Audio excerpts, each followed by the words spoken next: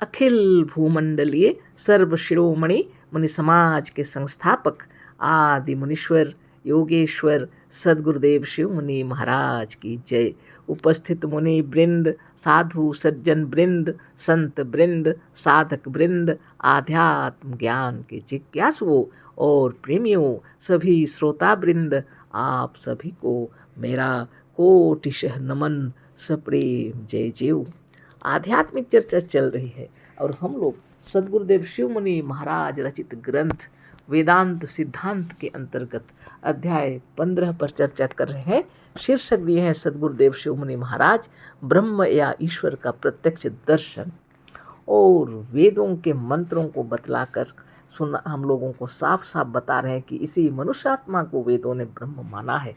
किसी काल्पनिक ईश्वर का नामो निशान नहीं है वेदों में। और बहुत सुंदर सुंदर उदाहरण वेद मंत्रों का बता करके बताए। कल हम लोगों ने जाना त्वं स्त्री त्वं पुमानसी त्वं कुमारा उत्तवा कुमारी त्वं जीर्णो दंडेन वंचसी त्वं जातो भवसी विश्वतो मुख। अथर्ववेद कांड 10 सूक्त 8 मंत्र 27। कितने सुंदर तरीके से बताया गया है। त्वं स्त्री यानी तू ही स्त्री है, त्वं पुमान असी तू ही पुरुष है, त्वं कुमार तू कुमार है, उत्तवा कुमारी और तू ही कुमारी है, त्वं जीर्णो तू ही वृद्ध है, और दंडेन वंचसी दंड हाथ में लेकर ठेकता चलता है, त्वं तू ही जातः उत्पन्न हुआ है और तू ही विश्व तो मुख भवसी।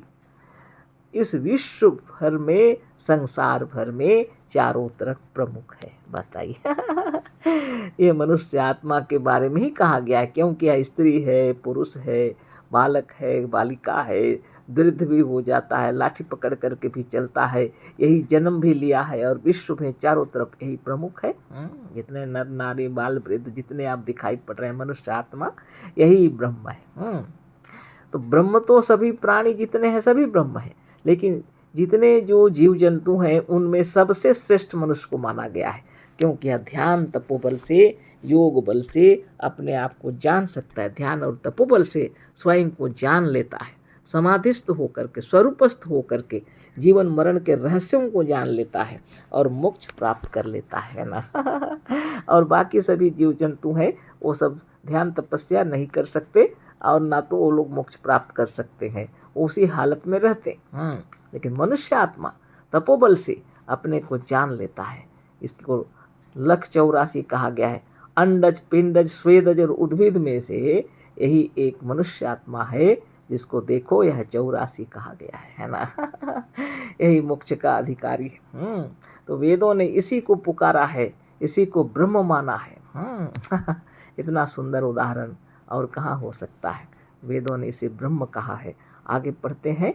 तदेवाग्निस्तदादित्यस्तद्वास्तदु चंद्रमा तदेव शुक्रम तद ब्रह्मता आपः सा प्रजापति। अथर्ववेद अध्याय 2 मंत्र 1। इस मंत्र का अर्थ यह है कि जो अग्नि है वही आदित्य है, वही वायु अर्थात प्राण है, वही चंद्रमा अर्थात मन है, वही शुक्र है, वही ब्रह्म है, वही आप यानी जल है और वही प्रजापति है। मतलब यह है यह 8 पर्यायवाची शब्द है। ये पर्यायवाची शब्द है ना।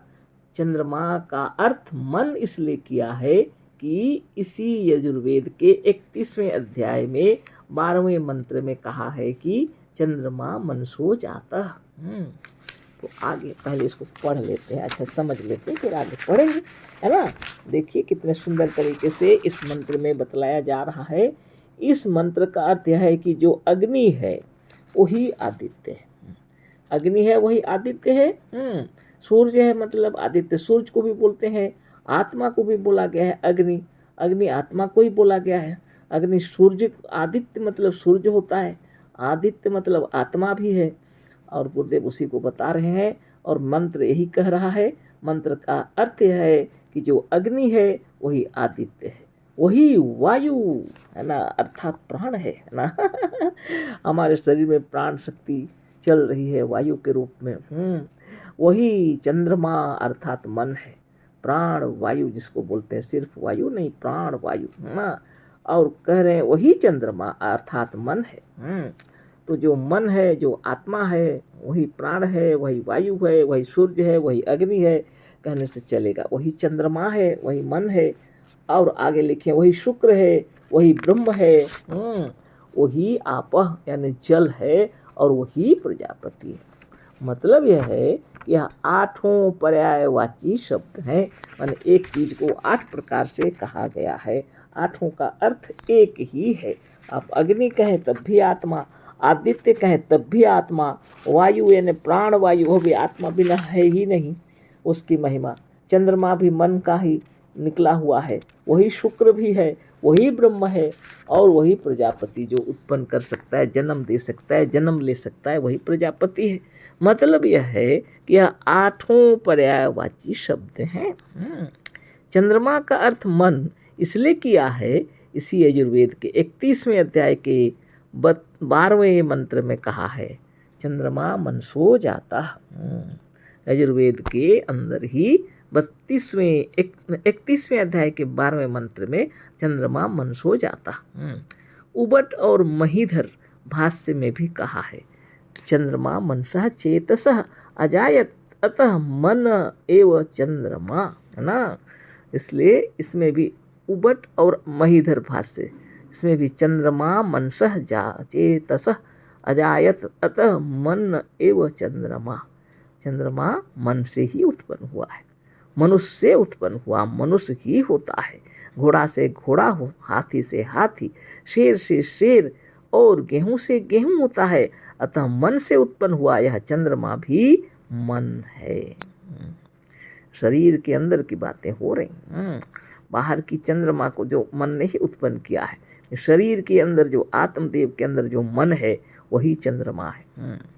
यह जो मनन करता है, अंतरात्मा के भीतर में जो चिंतन होती है, मनन होती है, वही मन है। इतना साफ बताया गया है, यह जो मनन करता है, विचार करता है, कल्पना करता है, वही मन है और वही आत्मा है। बताइए यह जो मनन करता है, विचार करता है, कल्पना करता है, वही मन है। आत्मा के अंदर में विचार की तरंगें उत्पन्न होती हैं, कल्पना विचार शक्ति आत्मा के अंदर उत्पन्न होती है ना। आत्मा के अंदर में सब मन है, विचार है, कल्पना है, सब है, और वही आत्मा है। गुरुदेव के कहने का मतलब, यह जो मनन करता है, विचार करता है, कल्पना करता है, वही मन है और वही आत्मा है। अतः चंद्रमा, अग्नि, वायु, आदित्य और ब्रह्म, यह सब नाम आत्मा के हैं। इतने ऋषि मुनि महर्षि तपस्वी योगी जन सभी इसी आत्मा को ब्रह्म बताए हैं, और इसके पर्यायवाची शब्द भी बताए हैं, और बतला रहे हैं चंद्रमा, अग्नि, वायु, आदित्य और ब्रह्म, यह सब नाम आत्मा के हैं। चदी आह्लादे धातु से चंद्र शब्द बना है। यह यश्चदंती चंद्रयति व सह चंद्र, जो आनंद स्वरूप है, जिसके कारण सबको आनंद है, उस आत्मा का नाम चंद्रमा है। बताइए, बहुत बड़ी बात है। चदी आह्लादे धातु से चंद्र शब्द बना है। यश्चंदंती चंद्रयति व सह चंद्र, जो आनंद स्वरूप है, जिसके कारण सबको आनंद है, उस आत्मा का नाम चंद्रमा है। यही जब तक है तब तक आनंद है, और इसके निकल जाने पर ना इनमें आनंद रह जाता है, ना इसके भाई बंधु को आनंद रह जाता है, बल्कि इसके निकल जाने से सभी आनंदित होने की जगह रोते पीटते हैं। इसी आत्मा का नाम अग्नि है, प्राण है, मन है, चंद्रमा है, ब्रह्म है, प्रजापति है और आदित्य है। कितनी बड़ी बात। सद्गुरुदेव शिव मुनि महाराज की जय। सद्गुरुदेव आए और एक एक चीज को समझा दिए हम लोगों को। आगे के भाष्यकार लोग तो सब गड़बड़ कर दिए। गुरुदेव आके इसीलिए वेदों को फिर से हम लोग के सामने रख रहे हैं और अर्थ बतला रहे हैं। जो लिखा हुआ है वो पर्यायवाची शब्द है आत्मा का, है ना। यह आत्मा ही चंद्रमा है, अग्नि है, वायु है, आदित्य है, और यह ब्रह्म है। सब नाम आत्मा का है ना। जो आनंद स्वरूप है, जो सब जिसके रहने से सब आनंदित होते हैं, वह आत्मा ही है। आत्मा जब तक रहता है हम भी खुश, आप भी खुश, सभी खुश। और आत्मा के निकल जाने से क्या करते हैं, सब रोने लगते हैं, रोते पिटते हैं। आनंद की जगह में रोना पीटना शुरू हो जाता है, सब दुखी हो जाते हैं।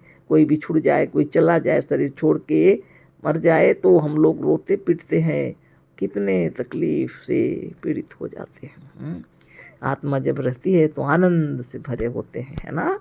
गुरुदेव की महिमा से यही आत्मा ब्रह्म है, और उसको समझाने के लिए गुरुदेव वेदों के मंत्रों का उदाहरण दे दे के समझा रहे हैं, है ना।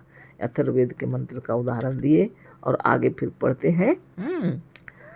तो इसी आत्मा का नाम अग्नि है, प्राण है, मन है, चंद्रमा है, ब्रह्म है, प्रजापति है और आदित्य है। यजुर्वेद के 40वें अध्याय के 17वें मंत्र को देखें। द्वैतवादियों और त्रैतवादियों ने इस मंत्र को पूरा पूरा उल्लेख नहीं किया है ना। उन्हीं द्वैतवादी और त्रैतवादियों को लेकर के गुरुदेव यहाँ पर ये मंत्र भी दिखा रहे हैं। और यह लिखा हुआ है जो मंत्र, यह है यजुर्वेद का 40वें अध्याय का मंत्र। इसको पूरा उन्होंने उल्लेख नहीं किया त्रैतवादी और द्वैतवादियों ने।